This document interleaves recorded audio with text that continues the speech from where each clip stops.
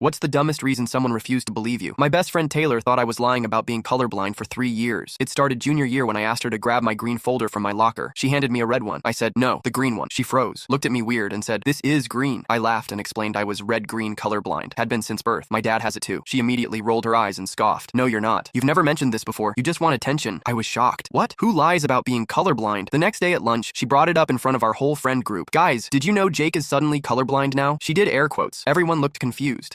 Yeah, said Marcus. He asked me to help with the chemistry lab color indicators last semester. Taylor's face dropped for a second, then she doubled down. Well, he's never mentioned it to me before, so I think he's faking. Every time colors came up after that, she'd test me, trying to catch me in my lie. She'd point to her red sweater. What color is this? I'd say it looked brownish green, and she'd smirk like she'd caught me in a lie. She'd randomly throw colored objects at me when I wasn't expecting it. Quick, what color is this pen? Like I was supposed to mess up if I didn't have time to remember my lie. One day we were at Target with our friends, and I grabbed what I thought was a dark green shirt. She burst out laughing. That's bright pink. You're such a fake. People started staring. Our friends looked uncomfortable. Mia whispered, Taylor, stop. This is weird. But Taylor kept going. He's been lying about this for months. I tried everything. Showing her my eye doctor's diagnosis on my health portal, sending articles about color blindness types, even a video of my dad and me trying to sort those colored yarn balls. Nothing worked. She was convinced I was doing it for attention or to seem more interesting. The worst part was when she started telling people I didn't know about it. At parties, she'd introduce me with, this is Jake. He pretends to be colorblind for attention. It became her weird obsession. Some of our friends started distancing themselves. Not from me, from her, because it was getting so uncomfortable. Then last summer,